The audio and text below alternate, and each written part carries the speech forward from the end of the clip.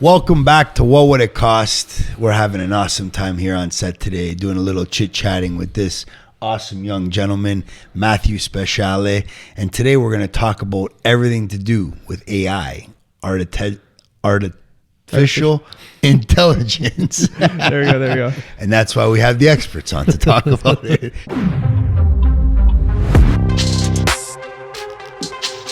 So take it away, Matty. Yeah, so my name is Matthew Speciale. So I started off initially with science in my undergrad at McMaster. Okay. And then I kind of slowly swerved into the field of artificial intelligence, where I did my master's of management in AI at Schulich at York, the business school. So from there, now I started in November, so it hasn't been too long, but I'm working at BMO as a data scientist. Okay. Most people don't know what a data scientist is, so I'll explain that. It's essentially like helping drive like data-driven insights to companies. So that's all. Like when people hear like the word AI, they're like, hey, like they don't really know what it is. They think robots, they think like magic. Mm-hmm. But all it is just data, and then you run it through like a computer, like a machine with like mathematical models, and it gives you like specific insights. Right. So if you think about it with like, for example, with realtors, there's a company that actually tried to do this. They didn't do too well, but you can pretty much put in a bunch of factors. So for example, how big the home is in square foot, how many bathrooms does it have, how many beds does it have, the location, all of that information, you feed it through a machine learning model, and it will tell you an approximation of the value of the home. Right. Wow. So that's like that. A company tried that. It'll take all the data from that area and what that amount of bedrooms in that kitchen and that shape of the home and that style is. It'll consolidate all that information and it'll spit something out at you. Exactly. Yeah. And the way it does that is through something called like supervised learning, which is like when you have labeled data. So if you have a bunch of homes, you have all that information for all of those homes, and you have the price of those homes. Right. And you have that, let's say all, like for example, all in the GTA. And then you end up like feeding it through that data, and you can also have like time series data. You can make it like as complicated as you want. Right. So what I'm getting from this, Matthew, and correct me if I'm wrong, is it just essentially takes all the information that's already out there and follows your instruction on being able to provide an answer based on what is already out there, right? And saving you that time in regards to the research and development and the due diligence and then you diving deep and searching whatever it is you have to on these search engines, just consolidating that for you and putting it in a format that works for what it is your request is. Yeah, no, absolutely. It just makes it like easier to digest. And sometimes it can see things that you can't see. Okay. So in terms of like from the data, like you can look at, if you have like, let's say, for example, you have like, let's say 5 homes, right? And you know the average price of a home in an area, right?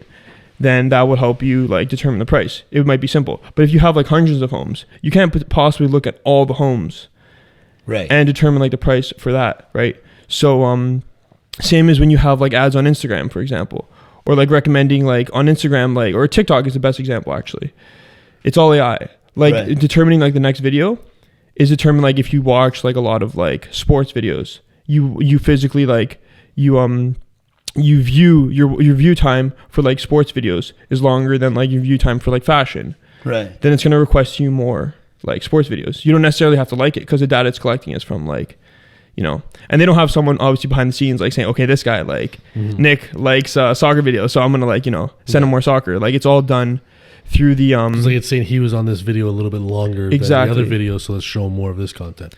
That's exactly how it works. Oh, that's pretty crazy. So it's like it's obviously very nuanced and complicated, like as to how it does, but it's essentially it goes from like math, it goes from like data to math, and then to like outputs. Right. Which are like the insights. So you're on a basic level, it's building like an algorithm. So it's like a what if statement. So if this is 4 house, 4 bedrooms, 4 bath, then it's this. Is it like? But that's a very good point that you bring up, because like if it was that simple, then it would be like it's more nuanced than that. Okay, let's go a little bit more in depth of like you said, it's not just what if 3 bedrooms versus 4 bedrooms. Yeah, it's looking at a little bit more, go more in detail, but a lot faster. So again, to your point, getting rid of that human element where it's something you'd miss because there's going to be 100 properties.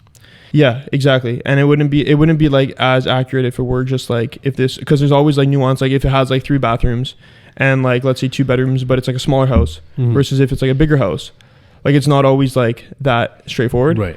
And all of this just goes into the math functions. That's why I'm having like a hard time like explaining exactly, because it's like, even for me, like people that use it, they don't entirely understand like all the math behind it. Like the people that create these algorithms like don't fully grasp like what's actually going on. They call it a black box approach. Okay. So it's like, and there's some that are more simple than others.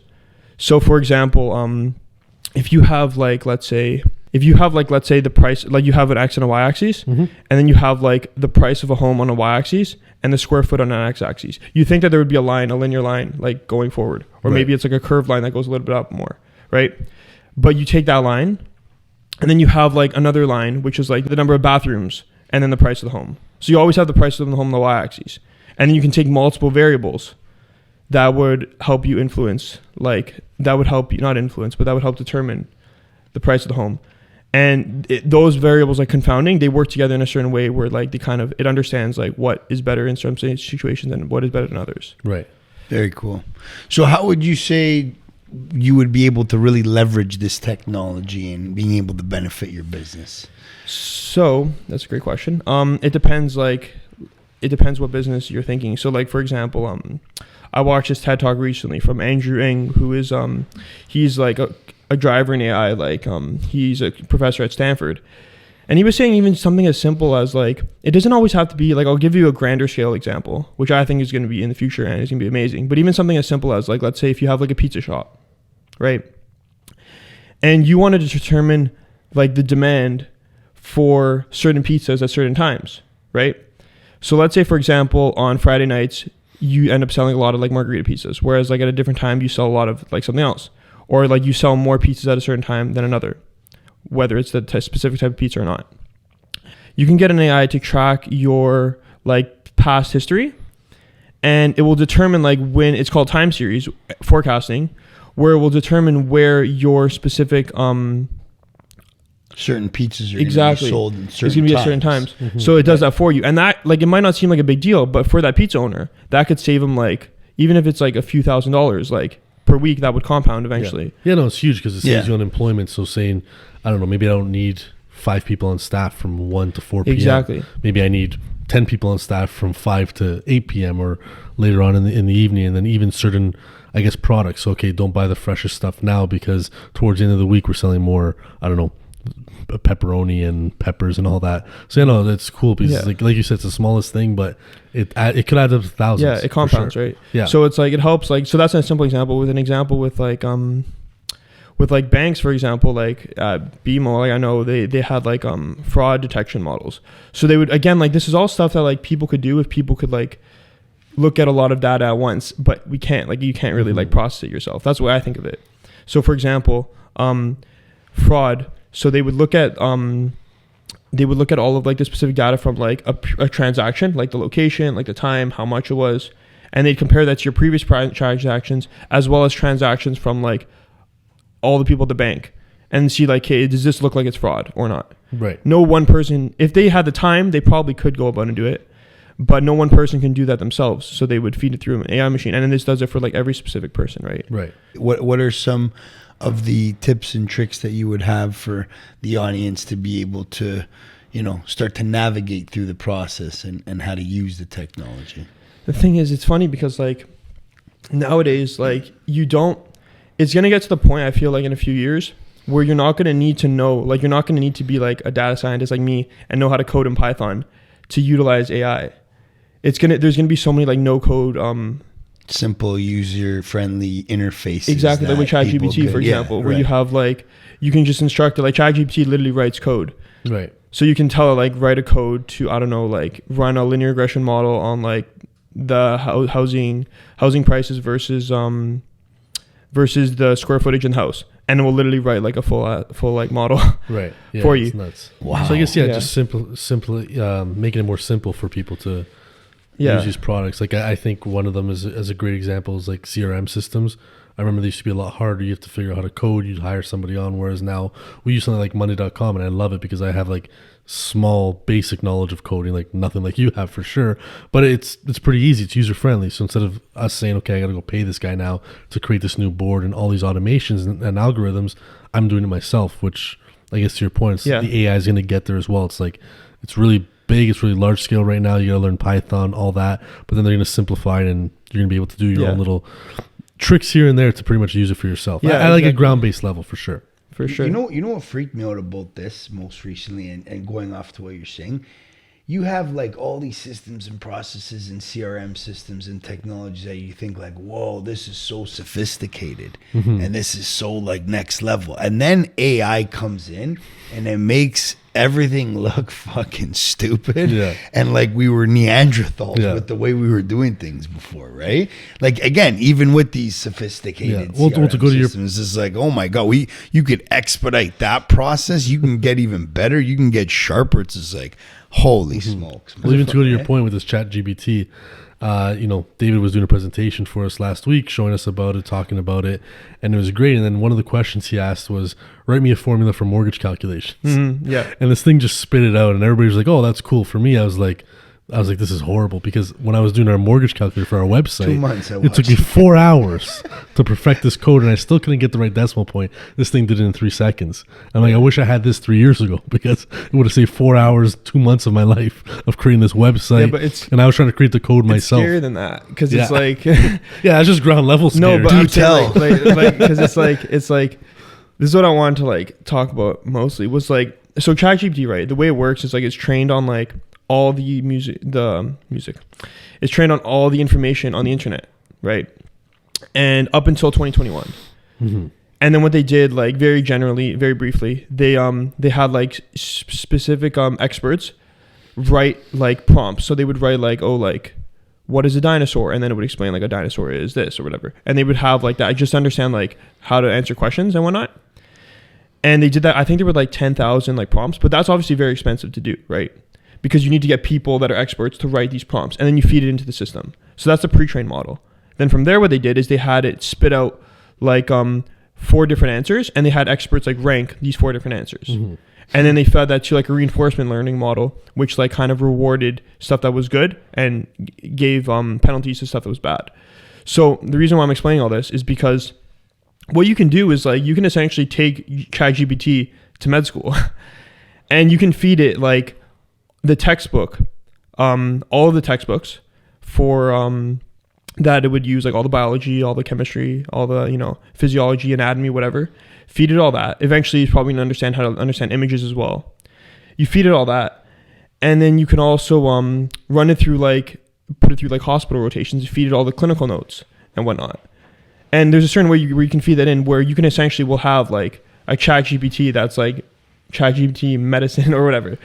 And like if you fine tune it on that specific like data set, because right now it's an expert, it's like a general expert. So what Sam Altman, who's like he's the CEO of OpenAI, who created ChatGPT, what he was saying is that like you could it's not going to be these like big ChatGPT models that are going to like change like industries. It's going to be these big models that are fine tuned for specific purposes. Right. Yeah. So you move into a sector, more specifically an industry, and then even more specific, the micro industries off of that, and then it breathes it just takes on a life of its own in that one area. Yeah. And that one business or that one app or that one program that really brands itself properly and pushes itself out and gets out to the audience that is drawn to that specific industry, whether they're workers or whether they're entrepreneurs or whether they're just in that space in general. Then that would be the technology that they integrate on, right? So if you correct me if I'm wrong, but almost like a doctor being a general practitioner, but then there being so many different specialized doctors, and that's what you're talking about.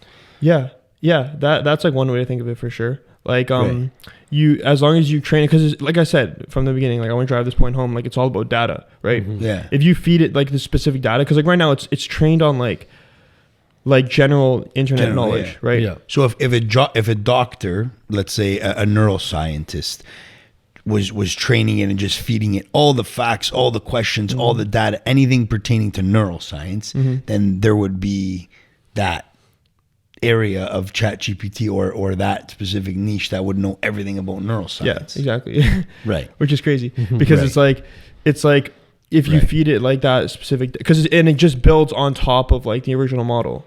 So it's like you have like a pre-trained, fine-tuned like general model, and then it builds on top of that. So, and you can do this for like any field, like you could imagine, like with realtors, with like law. Yeah. Well, speaking on law, I was talking about with a buddy of mine who's pretty sophisticated in his law practice. He's been doing it for many years now. And we were talking about an article that they have AI that's going to be fighting your traffic tickets.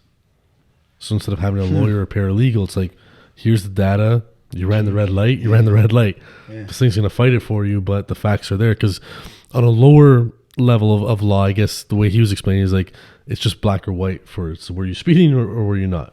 Did the cop have the radar? Was the radar a gun? There's all these little prompts you could do. So I think there's a couple states in the U.S. that are rolling that out next month. Is that this AI that's going to be fighting your traffic tickets? Yeah. Wow. I'm almost looking at this like an Ethereum in the blockchain space, right? In the crypto space, where it's like all these different projects are building off the Ethereum platform, but they're for different niches, right? So it's like it would take a mortgage, and let's say in our space, it would take a realtor or take a mortgage broker or take an expert in their field to really take on the project and be able to build out like what we were speaking about, right? A more niche technology or a more niche, I don't even know how to explain it. Right? Well, to your point, for let's say our field, like what this would be great for is we have our mortgage system. So we get the client to fill it in, and then it spits it on our end, and then we got to go in there and clean it up. So we got to, okay, here's their actual proper income. Because, for example, someone wants their income, it could be $100,000 a year, they say, but then you actually got to look at their taxes. It could be $102,000. You got to put that, you know what I mean? But where we find is that the most time consuming is not cleaning that part up and pulling the credit, pulling your liabilities. It's writing that little paragraph blurb at the end there stating like, this is what the client does, this is what they're all about, this is how their credit is, and this is what they're looking to apply for. On the ground level, it looks like just basic information we're putting because, you have it there. Here's their income, they're full-time, but the underwriters still want to see that. And that's what we train our team to do, and that's what I think has been successful for us when getting approvals is that we have these really detailed notes. Well, now imagine this ChatGPT looks at the application for us and just says, here's your detailed notes. Yeah. They're looking for an 800K refinance. Their credit's like this. It skims through their credit saying, oh, well, it's a little bit lower because, in this year he missed this payment and that year he missed this payment. Right. And just goes into detail. I think that's how it could, going to your point about the niches, that's how it could really help in a niche like ours. Yeah. And even we did a bit of deep diving with it already. David's had it out multiple times, but even the stuff that we're building out a pitch right now, right? And part of our business that we're gonna put a lot of emphasis in and do a little capital injection with and scale. We're building out the foundation of that right now, myself and David, and we've used the ChatGPT to build it out, but it's insane the amount that it already understands and knows, and the little that it leaves us to do. Other than the copy and pasting and maybe add another sentence. Maybe that's good enough, Yeah. It's almost like holy smokes, right? So it's just a matter of just doing some talking into it and typing and it's nailing them all out of the park, man. The thing is, it's also like the thing is sometimes though, like it's trained in a way where it like pretends like it knows what it's talking about. Like it's really, which is still impressive, like in itself, don't get me wrong. But like sometimes if it's not really too sure about things, like I remember initially, like when it was first released, you can almost convince it that like a certain math statement was like correct. If you like worded it a certain way, you said like, why is this equal to this? So it's like, it kind of sometimes goes based off your prompts. This can obviously be improved, right? And it's the initial, like they call it a research release. Like this is not the official, and like ChatGPT-4, that's a whole other thing. That's like, or GPT-4, that's like a whole other thing that is coming up like probably this year. So, the main question that I feel like people have or that doubt or that scares, this whole AI thing, artificial intelligence, Terminator, iRobot circa 2000. Everybody was freaked out when that movie came out saying like, is this what the future is going to be like? So I want to talk about, the pros and cons and what you feel, especially, yourself studying in this field, what you feel is going to be the future of this. Like, is it going to take over jobs? Is it going to get rid of us? Is it going to get rid of you? Yeah. It's funny because like a lot of people thought that like AI, when it was going to come, it was going to first take over like the blue collar jobs. Yeah. And then eventually like the white collar jobs. And then eventually like the higher level, like white collar jobs. And then finally like the creatives, like it would never touch the creatives. Right. However, as you notice, it's kind of like done the opposite. Yeah. Because we don't realize like what's actually hard for like an AI to do. So for example, what I mean by like the creatives, like if you guys have seen like DALL-E 2, which is also like by OpenAI, where like you can type an image prompt and then it will create like a picture, and it will create. You can say like a cowboy riding a unicorn jumping over the moon. Yeah, and it would like create that based off of like images from like the internet. So like graphic designers, like graphic designers, it might be like that. I don't want to say replacing them, but like that could be like an alternative to them, right? With there's something called GitHub Copilot. So GitHub is like a repository. It's a huge website that essentially stores has all the open source code like on the internet. That's like one way you can explain it. So GitHub Copilot essentially like you'll type something like write a code for like this, and it will essentially like write that code for you. This was before ChatGPT, right? And people like started using GitHub Copilot. You had to pay for it, but they were using that to like write their code for them. And a lot of software engineers were saying, honestly, like this is great because it's not really replacing their job. You might still have to go in and like tweak some things. Like you were saying about like, oh, like I might have to have a sentence here that I have to like take out, like, or maybe I can just leave it, right? Yeah. You might have to like tweak some things, but it's not replacing you. It's just making your job easier. It's making it more efficient. It's streamlining. Yeah. It's streamlining. And why wouldn't you want that? Like, why wouldn't you want all like the exactly like I'm looking at it as like beautiful as an advantage. I'm not saying like it's gonna steal our job. I remember one of the first conferences Nick and I went to. Someone was on the stage talking about like the whole like the website, apply online, get rid of the broker. And then at first we were like, okay, like a little bit of fear mongering. We were a little worried, and then we really broke it down ourselves. And it's like we were talking about a bit before. It's still that human element. So it's like, I don't think it's going to happen in our lifetime, because even us being a little younger and we're more adapting to the technology side, there's still that older influence where your parents are going to say, go see the mortgage broker, go see the realtor. Don't go look at this house online or virtual reality. Touch and feel it. You're spending a lot of money. I feel like you're saying before, it's going to take a long time to really move out of that. And that's going to be maybe the next lifetime. For sure. What does that timeline look like? Really, exactly. Right? Because it's even this everything that came out of this pandemic and the new things that the government's trying to implement and the schools and the curriculum, and it's about what the youth is taking in regards to this information, in regards to the way the world moves these days, and over time it morphs into something more. So to go to your point, the immediate shift in job losses and employment and how it really makes its way in and what that timeline looks like. What are you seeing? What are you hearing? What does that adaptation look like? So it's a great question. When I was in my master's, we read this book. We had this like philosophy of AI course, and we read this book. It was called Superintelligence, and it was essentially about like what we're talking about right now. And it was saying like they had like a curve. It went like this and then like that. And that was essentially like it's going to accelerate at one point. So it's going to be like where we are now, like kind of like slowly making like ChatGPT, okay, DALL-E 2, and then like, building upon that. But then it's going to get to a certain point where it's going to accelerate. This was his prediction. And for anyone, it's just a prediction, right? No one really knows what's actually going to happen. If we did, then like, but it's going to accelerate so quickly that everything's going to almost change like so drastically that we might not even be able to like keep up with it. That might be a point like very, very far in the future.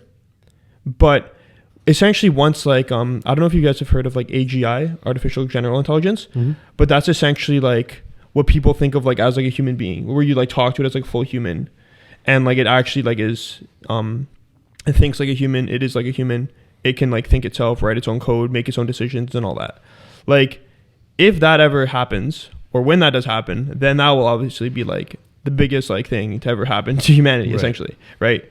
But until that happens, like it might just be slowly like increasing. Like for example, it makes your job a little bit easier. It some people might lose their jobs, new jobs are gonna be formed, right?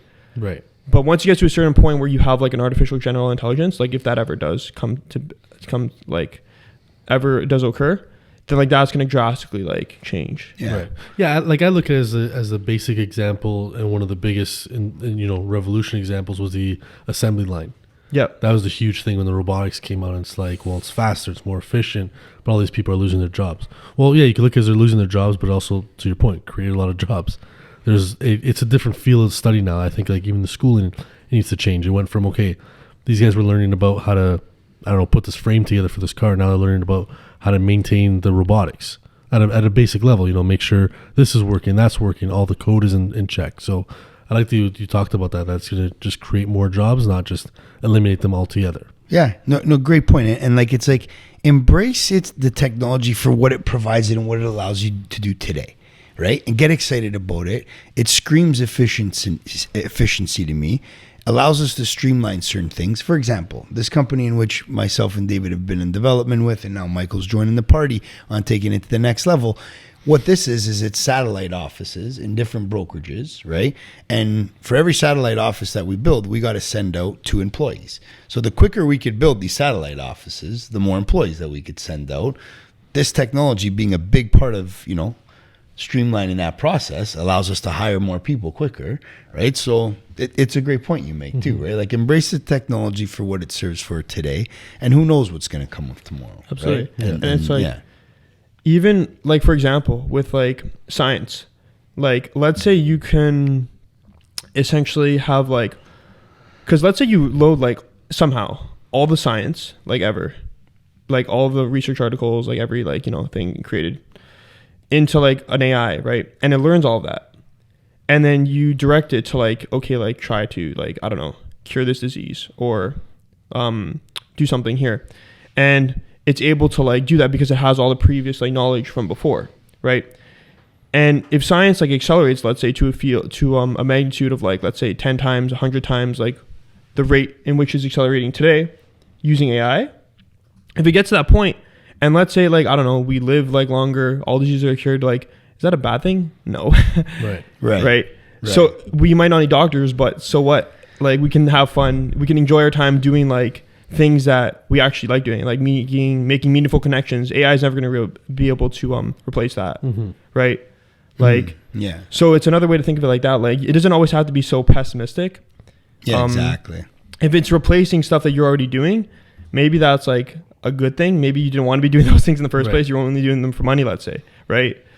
But it might just be, so that's another way to look at it too, which I was like, when I was like, getting into the field, like I thought about it and I was like, yeah, like that honestly won't be a bad thing. About it. The one thing I do have a question about, and I'm really, really curious as to what your answer is if the technology is manipulated, right?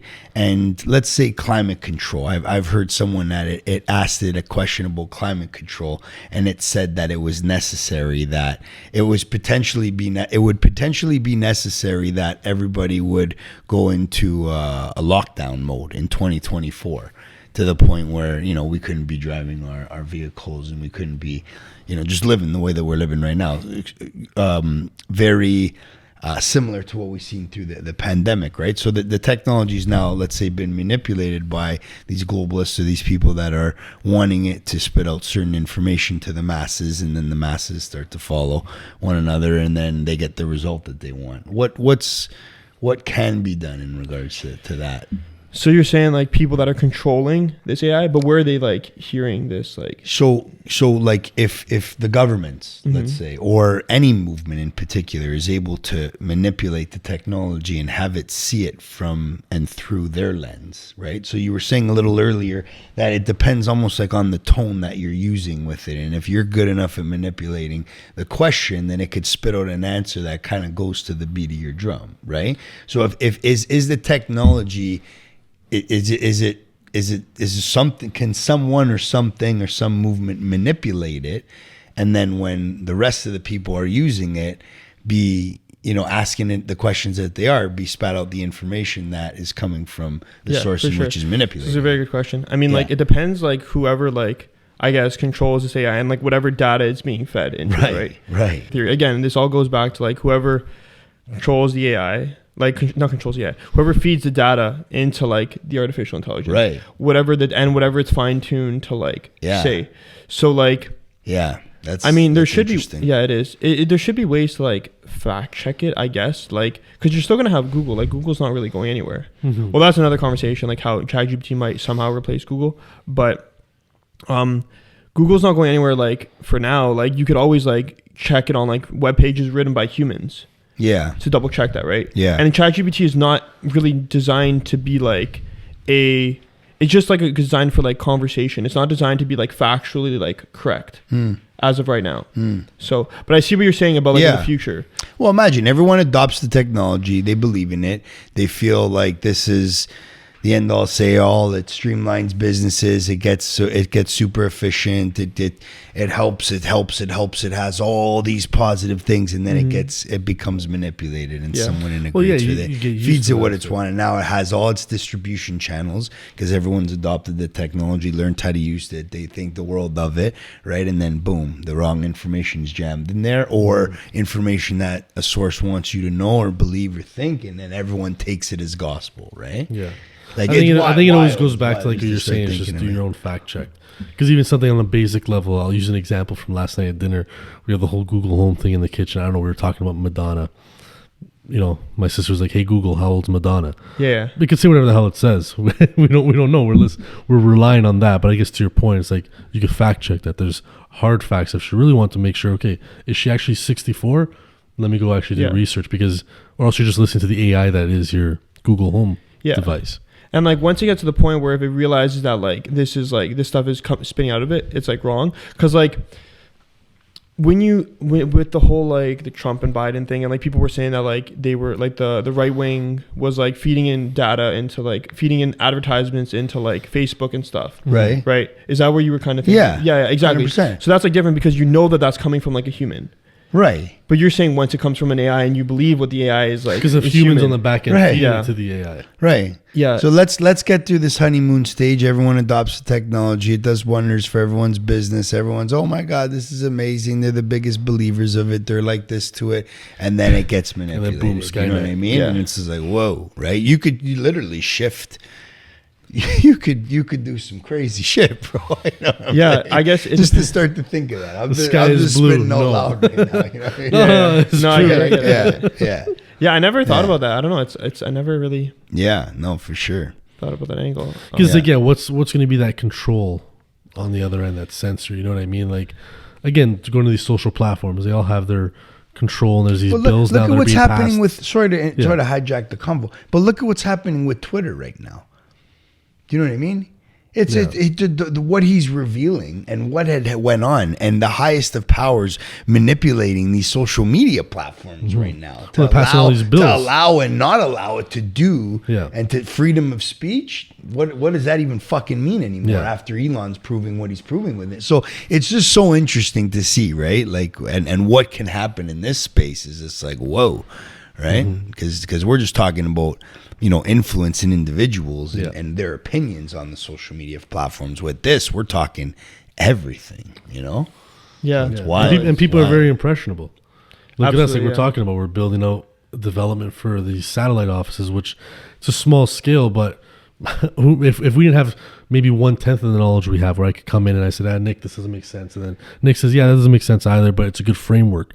If we were just complete dummies, we're like, yeah, we want to start this business. This thing could guide us completely on the wrong path. Absolutely. And you would never know better, because people are just so impressionable. And I feel like even more so nowadays because of social media, because everything's at our fingertips. It's like I said, if Google says Madonna's 64, she's 64. How are you going to know if that's true unless you actually go do the work yourself? Right.